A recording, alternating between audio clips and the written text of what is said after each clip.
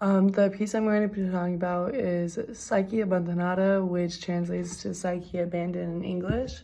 It is created in Rome, Italy. In the specific location where we saw it was in Florence. It's both at the Uffizi is where the original one is, but there's also a famous replica that was also seen at the Pitti Palace.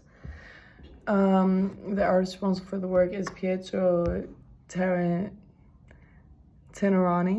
probably said that wrong, and he's an Italian artist, and the sculpture is made of marble. It's from the neoclassical period. The historical relevance is that it was following the French Revolution, and a new generation of European sculptors had descended onto Rome, including Tenerani, and it entered into the neoclassical and the Romantic periods. The time it took to make it is unknown, but it is dated in 1819. The work is important because it's one of the most famous examples of neoclassical sculpture in Italy. The defining characteristics of the work, well, to begin, the theme is taken from the mythological fable of the Latin writer Apuleius from the 2nd century, and tells the story of Cupid and Psyche. And the specific scene in the sculpture depicts the ending scene where Psyche has been abandoned by her lover.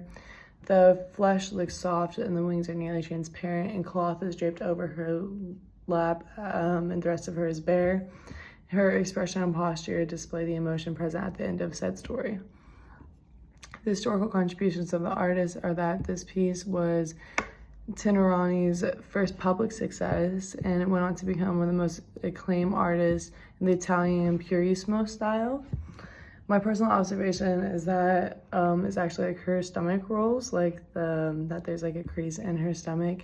It's not like perfected, and I do appreciate that about the marble sculptures that we saw, is that it actually showed like women's bodies like with hips and like stomach rolls and stuff like that, and they didn't like get rid of it. And this also has that. I chose this work because the wings got my attention first, because it's a different style and aesthetic than I normally see in art. They're less like large and whimsical, and they more look like one that you would see like on an insect than in more of kind of the wispy ones you'd see in most art. To compare to the other works in the period, it is quite different, and that's actually why it's famous.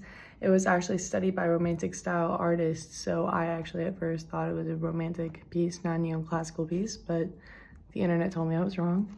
And it was greatly admired for the emotional realism and naturalism, which differed from the colder neoclassicism typical of the work of leading sculptors at the time.